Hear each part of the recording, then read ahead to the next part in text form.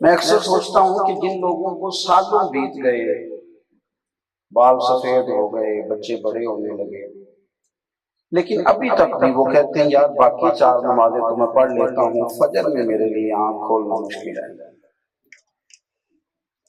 صحت بالکل ٹھیک ہے، طبیعت بالکل ٹھیک ہے، وقت پر آرام کرنے کا موقع بالکل ٹھیک ہے، اللہ نے فضل کیا ہے اور کسی ذہنی کشمکش میں، تناؤ میں، ٹینشن میں، ڈپریشن میں نہیں ہے، سکون سے سویا ہے، فجر میں کیوں نہیں اٹھا؟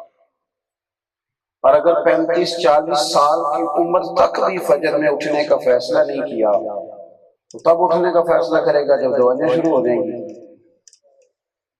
جب وجود کمزور پڑ جائے گا، صلاحیتیں زنگآلود ہونے لگیں۔ اپنے وجود کو بلا وجہ بیکار کر لینا، اپنی صلاحیت کو بلا وجہ بیکار کر لینا، کوئی کام ہی نہیں کرتا، کوئی توجہ ہی نہیں کرتا۔ جہاں تک تعلق باتیں کرنے کا ہے تو باتیں تو بالکل وہ لوگ جو بالکل ان پڑھ ہیں، جنہیں کچھ نہیں آتا، نشستن گفتن برخاستن کے، تو وہ بھی بہت زیادہ قائل ہیں اور لمبی چوڑی باتیں کر لیتے ہیں۔ زندگی میں پہلے تو اپنے آپ کو پہچانا جائے، غور کیا جائے کہ بھلا میں کیا کر سکتا ہوں۔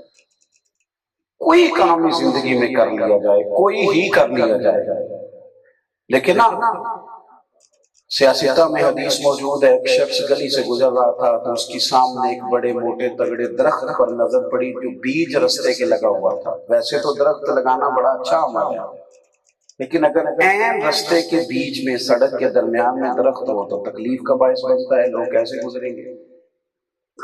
اس نے محسوس کیا کہ لوگوں کو تو بڑی دشواری ہوتی ہوگی، اوپر سے لوگ ہو کے آتے ہوں گے اور کوئی اندھیرے میں تو اس سے ٹکرا ہی نہ جاتا ہو، کچھ کرنے کا تو ارادہ کیا۔ اتنا سا رستہ ٹوٹا ہوا ہوتا ہے گلی سے، لیکن روز بلدیہ والوں پر بحث کر کے، مواصلات والوں کو بددعا دے کے گزر جاتے ہیں۔ حالانکہ بڑا آسان کام ہے کہ تھوڑی سی مٹی کہیں سے لی جائے، چند گھنٹے اس کے اوپر رکھ دی جائے، رستہ صاف ہو جائے، لیکن اتنی ضرورت کون کرے؟ کام کرنے کا ارادہ نہیں ہے۔ اللہ کے حبیب علیہ السلام فرماتے ہیں اس شخص نے دیکھا کہ درخت تکلیف کا باعث بن رہا ہے تو اکیلے نے ارادہ کیا، آپ اور میں، ہم دیہاتی لوگ ہیں، ایک آدمی کے لیے پورا درخت کاٹنا ایک مشکل کام ہوتا ہے، بڑا بڑا ٹائم لگ جاتا ہے۔ اس بندے نے کلہاڑا پکڑا، بغیر کسی کی مدد کے خوب جدوجہد کر کے اس نے اس درخت کو کاٹ کے لوگوں کا رستہ کشادہ کر دیا۔ اللہ کے محبوب فرماتے ہیں رب نے اس کے لیے جنت کا فیصلہ فرما دیا۔ کوئی کام تو انسان زندگی میں کرے، لیکن پہلی بات تو یہ ہے کہ ہمیں آج تک پتہ ہی نہیں کہ بنیادی طور پر میں کیا ہوں۔ ایک اچھا مبلغ ہوں، اچھا استاد ہوں، یا میں لکھ اچھا سکتا ہوں، یا میں منتظم اچھا ہوں، یا محتمم اچھا ہوں، میں کیا ہوں؟ پہلے تو یہ فیصلہ نہیں ہوتا، ہر بندہ ہر کام کرنا چاہتا ہے تو ایک بھی ٹھیک نہیں ہوتا۔ کوئی ایک، میرا ایک کلاس فیلو ہے، 6ٹی 7ویں تک ہم اکٹھے پڑھتے رہے تو اس نے کہا جی میں نے نہیں پڑھنا۔ غریب گھر سے تعلق تھا، والد گدا گاڑی چلاتے تھے، اس نے بھی چلانی شروع کر دی۔ یہ کچھ عرصہ پہلے ان کی والدہ کا انتقال ہو گیا، میں ان کے گھر فاتحہ خوانی کے لیے گیا تو اس کے والد کہنے لگے دیکھ اپنے کلاس فیلو، کل پرسوں جو 2 آئے تھے وہ ڈاکٹر بن گئے، کوئی کاروباری ہو گیا، اور تو ابھی بھی تو بڑا نہیں، گدا گاڑی چلا رہا ہے۔ اس طرح کی باتیں روٹین میں گھروں میں ہو جاتی ہیں، لیکن میں نے اپنے اس کم پڑھے لکھے دوست سے سبق سیکھا، اگرچہ پڑھنا ہی زیادہ بہتر تھا، لیکن اس نے وہ پانی کا جگ اٹھایا اور گلاس میں ڈال کے مجھے تھمایا تو کہنے لگا ابا جی ماڑے بندیاں نے گھر بھی شفٹ کرنے ہوندے نے، سامان بھی ادھر ادھر کھڑنا ہوندا ہے، جی سارے ڈاکٹر بن جاندے تے سامان کنے ٹونا کرنا سی؟ کوئی تو کسی، یہ بھی تو کام ہے نا۔ دیکھیں نا، اب ہر آدمی کے پاس بڑی بس والے کو دینے کے لیے پیسے نہیں ہیں تو چلو میں غریبوں کا سامان ادھر سے ادھر، یہ بھی تو کسی نے کرنا تھا نا۔ یعنی اس نے محسوس کر لیا ہے کہ جہاں رب نے مجھے رکھا ہے نا، سانو قید سجن دا کہنا ہے، وہ جنج رکھے اوج رہنا ہے۔ چلو جس حال میں اس نے رکھ دیا ہے ہم راضی ہیں، رضی اللہ عنہ ورضوا عنہ۔ مومن کی شان یہ ہے کہ اللہ اس سے راضی ہوتا ہے تو مومن بھی اپنے رب سے بڑا ہی راضی ہوتا ہے، وہ بھی راضی ہوتا ہے۔ تو عزیز دوستو، کوئی تو کام انسان کرنے کا ارادہ کرے زندگی میں، کوئی کام نہیں۔ آپ یہاں بیٹھے کہ میں بور ہو رہا ہوں، تو بھائی بور ہونے کے لیے بھی تو ٹائم چاہیے نا، تو کہاں سے لایا آپ ٹائم، کہاں سے لائے بور ہونے کا؟ کہاں سے؟ آپ اتنا تو ٹائم ہی نہیں ہے زندگی میں کہ بندہ بور ہو سکے۔ آپ یہاں بیٹھے میں ٹائم پاس کر رہا ہوں، اتنا ٹائم کدھر سے آپ کے پاس آیا جو پاس کرنا پڑا، جو گزارنا پڑا، جو گزر نہیں رہا تھا؟ اتنا تو ٹائم ہی نہیں ہے زندگی میں۔ وہ لوگ جو کچھ کام کرنے والے تھے، کیوں نہیں بلا ہم سے کچھ ہوتا؟ 39 سال عمر پائی ہے حضرت عمر بن عبدالعزیز نے، پوری 40 نہیں، 39۔ وہ تو لاکھوں مرتبہ درود شریف بھی پڑھ گئے، 20 مرتبہ قرآن پاک کے انہوں نے ختم خود تلاوت کر کے کیے، انہوں نے بڑی بڑی بلڈنگیں بنائی، مدارس بنائے، انہوں نے قوم کو انصاف دیا۔ 39 سال عمر پائی اور صدیاں بیت گئی ہیں، ذکر ان کا ممبروں پہ ہو رہا ہے۔ جن لوگوں نے کام کرنا ہے وہ تو فیصلہ کر چکے ہیں، ترجیحات کا تعین کر چکے ہیں، وہ تو میدان میں۔ اور یہ بھی یاد رکھیں، میدان میں نکلنا ضروری ہوتا ہے، جیتنا ضروری نہیں ہوتا۔ کھیل میں ایک کھلاڑی نے جیتنا ہوتا ہے، لیکن جو آخر تک کھیلتا رہے انعام اس کا بھی بنتا ہے۔ ہم یہ سمجھتے ہیں کہ شاید جیت جانا ہی کمال ہے۔ جتنے نبی دنیا میں آئے علیہ السلام سارے کامیاب ہو کے گئے، سب انبیاء کامیاب ہیں۔ توجہ ہے آپ دوستوں؟ پھر غور کریں میں کیا کہہ رہا ہوں، سب نبی کامیاب گئے، لیکن کسی پیغمبر کا کلمہ 4 لوگوں نے پڑھا ہے، کسی کا 6 نے پڑھا ہے، کسی کا چند 100 نے پڑھا ہے۔ نبی کیوں کامیاب گئے؟ کہ ان کے ذمے جو تبلیغ کی ڈیوٹی تھی وہ ڈیوٹی انہوں نے پوری ادا کی ہے۔ باقی دل تو اللہ کے دستے قدرت میں ہے، جب چاہے پھیرے جب چاہے نہ پھیرے۔ انہوں نے ڈیوٹی پوری کی، کام۔ وہ حضرت رومی رحمت اللہ علیہ نے لکھا ہے کہ ایک شہر میں بیماری بار بار پھیل جاتی تھی، تو بہت سارے اطباء جو تھے، بہت سارے ڈاکٹر وہ پریشان تھے۔ بالآخر تحقیق اور ریسرچ کے بعد یہ رزلٹ نکلا کہ یہ جو پہاڑی کے اوپر پہاڑی تھی، کو 6-7 پہاڑیاں تھی، تو سب سے اوپر ایک جڑی بوٹی ہے ایک پہاڑ کے اوپر، وہ اگر میسر آئے تو اس سے اس بیماری کا علاج ممکن ہے، لیکن وہاں تک تو جا ہی کوئی نہیں سکتا، اونچائی بہت زیادہ ہے، کون جائے گا؟ اور وہ بار بار وہاں ہوتی ہے، وہ روز کی ضرورت ہے لوگوں کی، اور بیماری بھی روز ہوتی ہے، کون جائے گا؟ اب جو بھی اوپر چڑھتا پیر پھسلتا نیچے آ جاتا، جو بھی چڑھتا پیر پھسلتا نیچے آ جاتا۔ میری بات پر توجہ ہے آپ دوستوں؟ غور فرمائیے میں کیا کہہ رہا ہوں۔ ایک شخص نے کہا کہ یہ کب تک چلے گا بھلا؟ لوگ بیمار رہیں گے اور اوپر جو بھی جائے گا وہ کہے گا کہ وہ نہیں ہو سکتا، ایسا نہیں، آخر کسی نے تو بارش کا پہلا قطرہ بننا ہے۔ اس نے پہاڑ کاٹنے کا سامان لیا، ہتھوڑا پکڑا، چیزیں پکڑی، چڑھ گیا، پہلا پہاڑ کاٹنا شروع کیا، میں سیڑھیاں بنا دوں گا اوپر جانے کے لیے۔ لوگ اسے باولا اور دیوانہ کہنے لگے، تو بڑا بیوقوف ہے، تو کیسے پہاڑ کاٹے گا؟ عجیب انسان ہے تو۔ یہاں بہت سارے لوگ کہتے ہیں آپ کیسے آگے بڑھیں گے، کس طرح یہ کام ہوگا؟ میں اکیلا ہی چلا تھا جانب منزل مگر، پھر لوگ آتے ہی گئے اور کارواں بنتا گیا، پھر کارواں بنتا گیا۔ تو کیسے جائے گا؟ اس نے کہا چلو مجھے کر تو لینے دو۔ اس نے محنت کی، سالوں لگ گئے، ایک پہاڑ کا راستہ بنایا، پھر محنت شروع کی، دوسرے پہاڑ کا راستہ بنایا، تیسرا بھی آدھا بھی نہیں بنا سکا تھا کہ وقت اجل آ گیا۔ اب لوگ وہاں تک آ جا رہے ہیں۔ اس سے ایک شخص نے کہا کہ کیا تجھے ملا، رزلٹ کیا نکلا؟ کر تو کچھ بھی نہیں سکا اور موت کا وقت آ گیا۔ کہنے لگا نہیں، میں کامیاب ہوا، جیت کے جا رہا ہوں۔ کس طرح؟ کہنے لگا میں نے آدھا راستہ بنا دیا ہے، اب جو میرے بعد شروع کرے گا وہ یہاں سے شروع کرے گا جہاں سے میں نے ختم کیا، اس کو شروع سے نہیں شروع کرنا پڑے گا۔ امام بخاری رحمۃ اللہ علیہ ہماری یہ والی تکلیف دور کر دی کہ ہم جائیں حدیث ڈھونڈ کے لائیں، اس کی سند پر بحث کریں۔ ہم اسماء الرجال پر گفتگو کریں، یہ ہماری ٹینشن نے ختم کر دی. یہ حدیث صحیح ہے، یہ حسن ہے، یہ متواتر ہے، یہ ضعیف ہے، یہ انہوں نے طے کر کے ہمیں دے دیا. انہوں نے کہا لو یہ والا سفر تمہارا میں نے ختم کر دیا ہے، اب حضور کی حدیثیں پڑھتے رہنا اور اس سے فیض حاصل کرتے رہنا.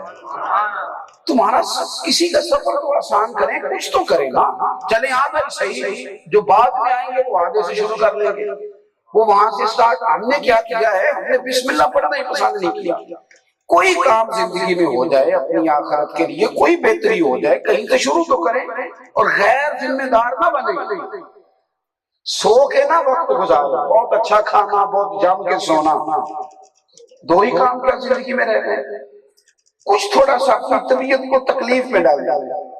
وہ کسی نے کہا تھا کہ ہلکا سا تبسم ہو جائے تزئین گلستان کی خاطر. وہ زیادہ نازنی تھے، محبوب تو ہنسنا بھی پسند نہیں کرتے. انہوں نے کہا یار تو ہنسے گا تو تیری وجہ سے اور بھی کئی ہنسے گے، تو مسکرائے گا تو ذرا اور کے چہروں پر بھی مسکراہٹ. تو اس نے کہا ہلکا سا تبسم ہو جائے تزئین گلستان کی خاطر. تکلیف تو تم کو ہوگی مگر پر تکلیف ذرا سی سہتا جا، تھوڑی سی تکلیف برداشت کر. پر تیرے مسکرا دینے سے اگر کئی ہنس پڑتے ہیں تو حرج کیا ہے؟ پہلے تو کام نہیں کرنا، اور اگر کوئی کرنا ہے تو وہ بس نہ پورا سا جان چھڑانے کے لیے باقی کل کر لیں گے، باقی پرسوں کر لیں گے، بھائی اتنا ہی ہے نا، باقی اس کو مینج نہیں کریں. زندگی میں ڈیوٹی کریں، اپنی آخرت کے لیے کام کریں. مسلمان جیتے جاگتے زندہ دل کو کہتے ہیں. مسلمانوں نے کبھی بھی تھک کے ہار کے پیچھے بیٹھ کے تبصرے کر کے وقت نہیں گزارا. پلٹنا، جھپٹنا اور جھپٹ کر پلٹنا یہ لہو گرم رکھنے کا ہے ایک بہانہ. انہوں نے زندگی جاگ کے گزاری، تازہ دم لوگ تھے. حضرت عثمان غنی رضی اللہ تعالیٰ عنہ فرماتے ہیں کہ دوپہر کی گرمی بڑی سخت تھی اور مدینہ طیبہ میں لوگ دوپہر کا کھانا کھا کے اپنے دروازوں کے کواڑ اندر سے بند کر کے آرام فرماتے. شدید گرمی تھی، مجھے کسی مجبوری کے تحت چھت پہ جانا پڑا.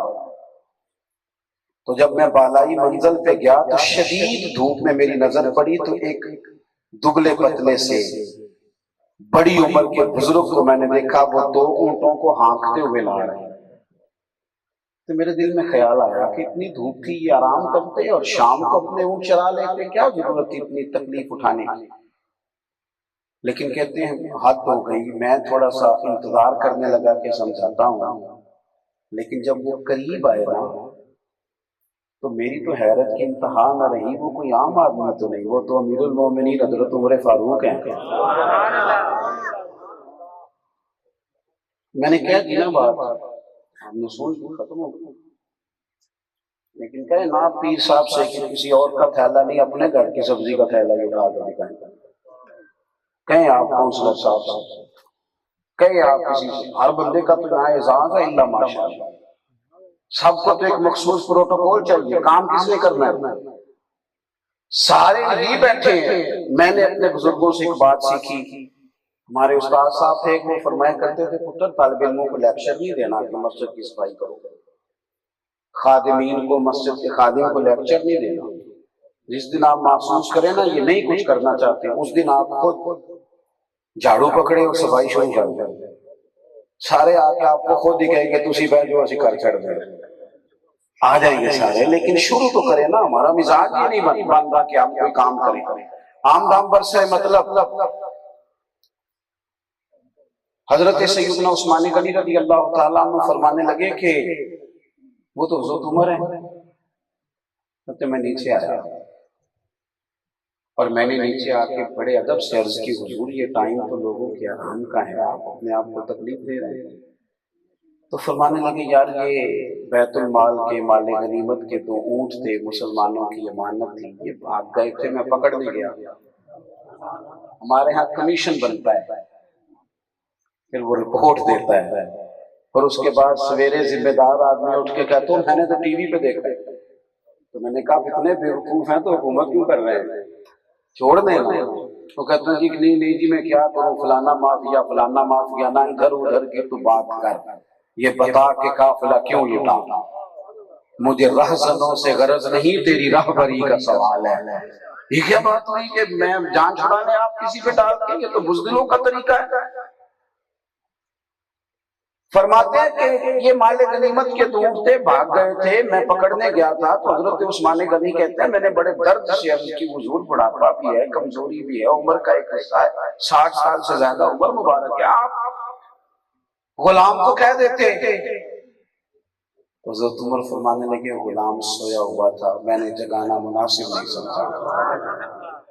اور کہتے ہیں پھر وہ اونٹ کی لگام تھام کے 2 قدم آگے بڑھے تو میں رو ہی پڑا۔ کہنے لگے عثمان ویسے بھی مسلمانوں کی امانتوں کی ذمہ داری عمر فاروق کی ہے، غلاموں کی تو نہیں۔ تو میں اپنی ذمہ داری کا احساس نہ کروں، میں ڈیوٹی نہ کروں اللہ کے حضور؟ جب دیکھو نا یار 22 لاکھ مربع میل کا حکمران، پیوند لگے کپڑے، ننگے پاؤں عید کی نماز پڑھانے جا رہے، چھوٹے چھوٹے بچے سلام کرنے کے لیے کھڑے ہوئے تو حضرت عمر رو پڑے۔ کہنے لگے پتر عمر کا ایک کام کرو گے؟ حضور فرمائیں۔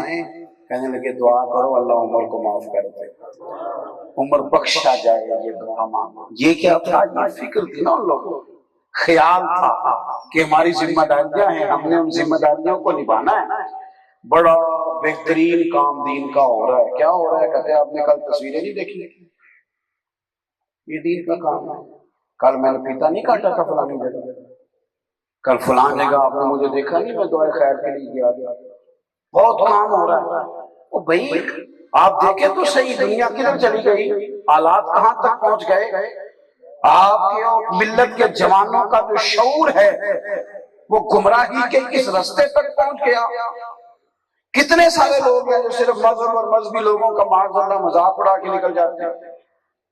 کتنی کچھ زیادہ ضرورت تھی ذمہ داری کے احساس کی، لیکن ہم کوئی کام نہیں کرتے، ہمارا مزاج نہیں کام کرنے کا۔ ہمارے ملک میں میڈیا اتنا زیادہ عام کس طرح ہوا؟ وہ اس لیے ہوا کہ سبھی کو تبصرے کرنے کا شوق ہے۔ جس قوم کو تبصرے کرنے کا شوق ہو اس میں پھر نئے سے نئے چینل ہی بنا کرتے ہیں، اس میں یونیورسٹیاں نہیں بنا کرتے۔ جو قوم صرف تبصروں کی شوقین ہو وہاں نئے سے نئے چینل بنتے ہیں، وہاں مدارس نہیں قائم ہوتے، کتابیں نہیں لکھی جاتی، کیونکہ شوق ہی تبصروں کا ہے۔ فلانی نے بات کی، دیکھا نا کتنی تگڑی کی، بھئی اس کے بعد رزلٹ کیا ہے، عملی صورت کیا ہے، آگے بڑھنے کے لیے ترجیحات کیا ہے، راہ کا تعین کیا ہے۔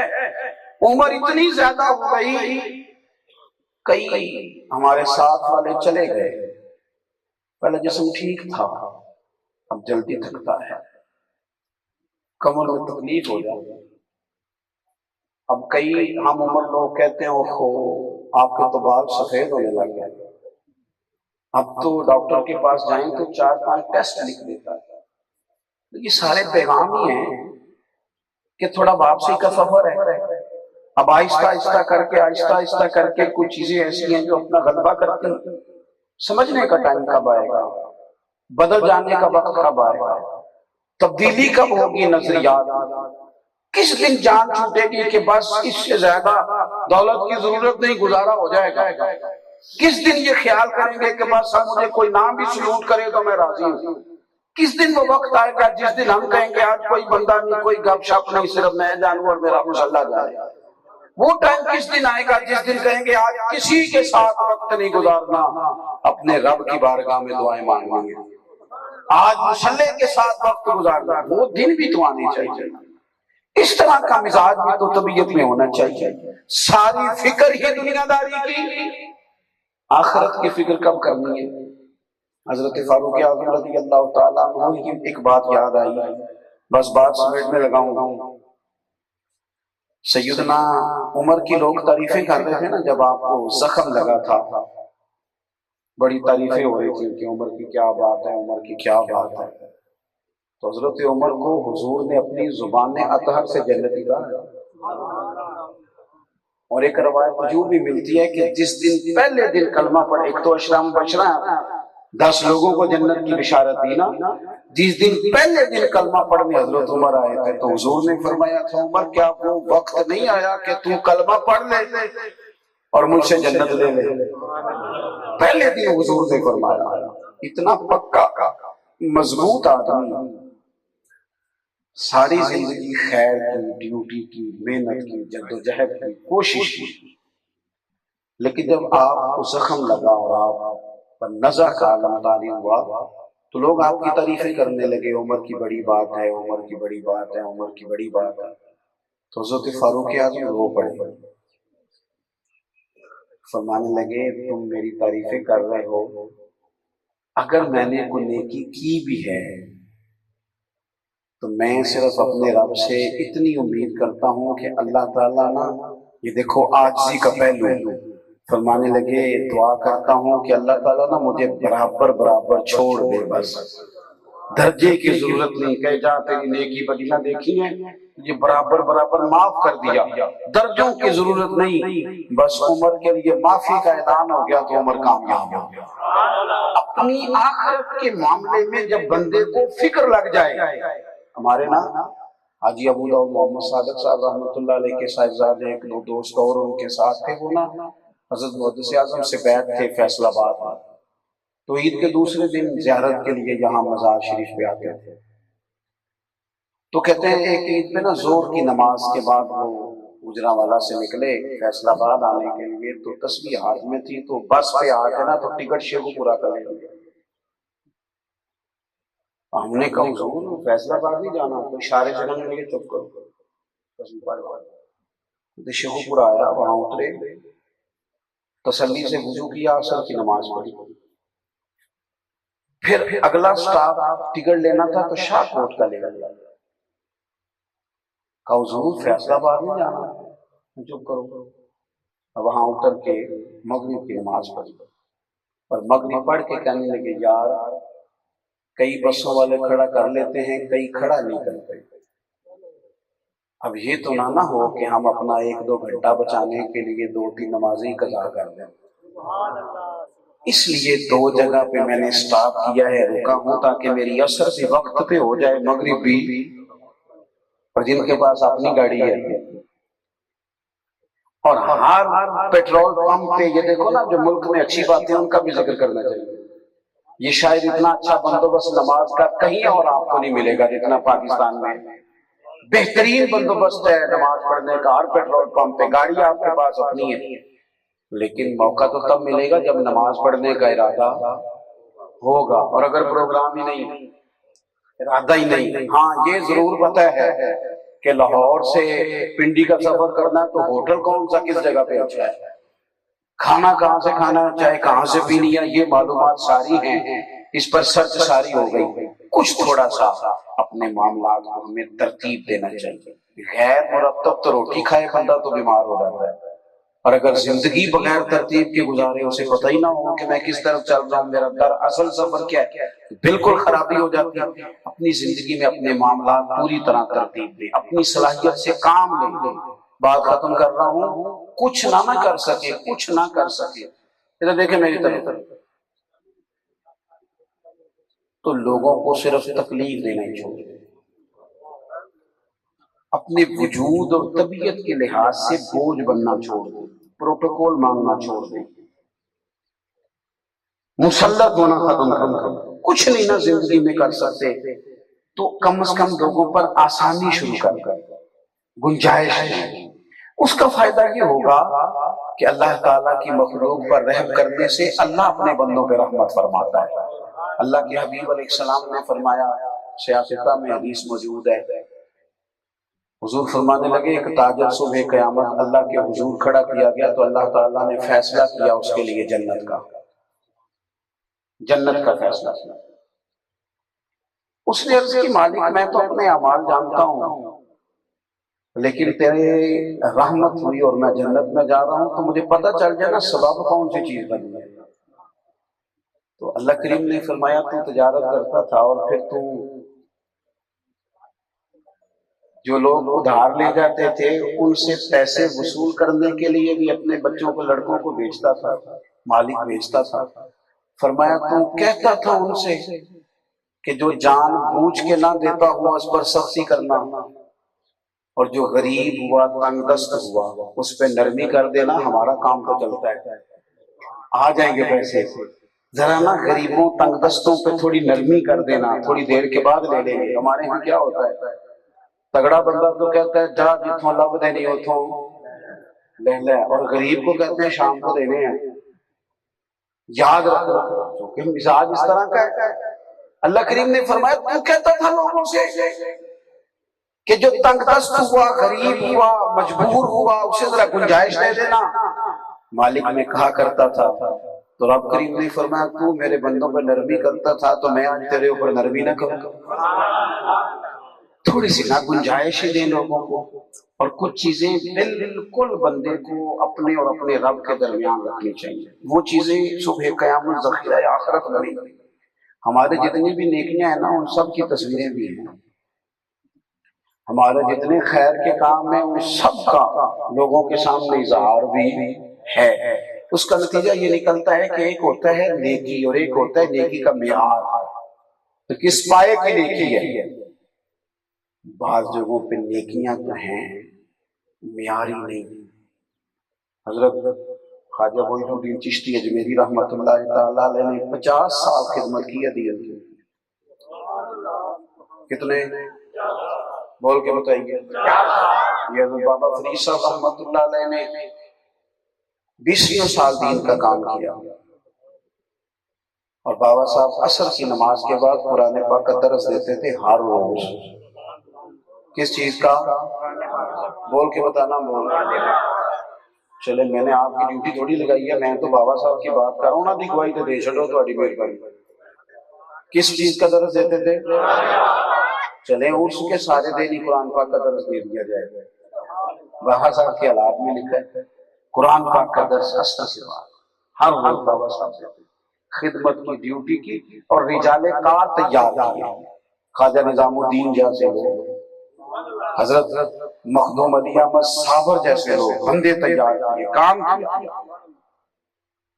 تعلیمات جو تھی، جو ان کی اصل کام تھا وہ رہ گیا، اور جو چیزیں صرف تبرک تھی ان پر توجہ چلی گئی۔ اصل کام کرنے کی ضرورت ہے اہل تصوف کا۔ وہ اصل کام کیا ہے؟ تبلیغ دین، اشاعت علم دین۔ بہرحال بات کیونکہ لمبی نہیں کرنی، 50 سال خدمت کی ہے دین کی، دن کو تبلیغ رات کو عبادت۔ خواجہ معین الدین صاحب آخری عمر میں بڑا رویا کرتے تھے، ہر وقت روتے تھے۔ خدام نے ایک دن عرض کی حضور اتنی خدمت کے باوجود بھی پلکیں ہر وقت بھگوئے رکھنا مانا کیا ہے؟ تو خواجہ اجمیر فرمانے لگے نیکیاں تو کچھ ہیں، اور میں نے غور کیا ہے ہیں کچھ، تم ٹھیک کہتے ہو، پر وہ اس قابل نہیں کہ اللہ رسول کی بارگاہ میں پیش کی جا سکے۔ وہ جو معیار ان کا ہونا چاہیے نا، وہ معیار ان کا جو ہونا چاہیے۔ یعنی میرے جیسے بندے نے بڑا سفر کیا، بڑی بات کی، پھر نعرے بھی لگوا لیے، پھر جناب اس نے لنگر بھی کھا لیے، پھر جناب اس نے پروٹوکول بھی لے لیا، تو تھی تو صحیح کوئی خیر اس میں، لیکن بعض اوقات وہ چیز اس معیار کی نہ رہی جو اس کا اصل معیار ہے۔ میں کئی دفعہ دعوت دینے والوں سے بھی کہتا ہوں اچھی برانڈ سمجھ کے نہ بلانا۔ ایک مشہور آدمی کو بلا رہے ہیں، یہ سمجھ کے دعوت دینا کہ یہ رب رسول کے دین کا نوکر ہے، بس اس طرح کا لہجہ بنانا، اس طرح کا ماحول نہ بنانا، یہ ٹھیک نہیں ہوتا۔ کچھ چیزیں ہمیں بالکل سادگی میں، اخلاص میں لانی چاہیے۔ عزیز دوستو، زندگی میں ایک تو کچھ کریں، اور پھر کریں تو ذمہ داری سے کریں، اور پھر اگر نیکی ہو تو اس کا کوئی معیار ہو، اس میں اخلاص ہو، للہیت ہو۔ پھر دعا کرتا ہوں اللہ تعالی ہمارے بھائی کی والدہ اور ان کے بھائی کی کامل مغفرت کرے، ہمارے یہاں جمع ہونے کو اپنی بارگاہ میں قبول فرمائے۔ آخر دعوانا الحمدللہ۔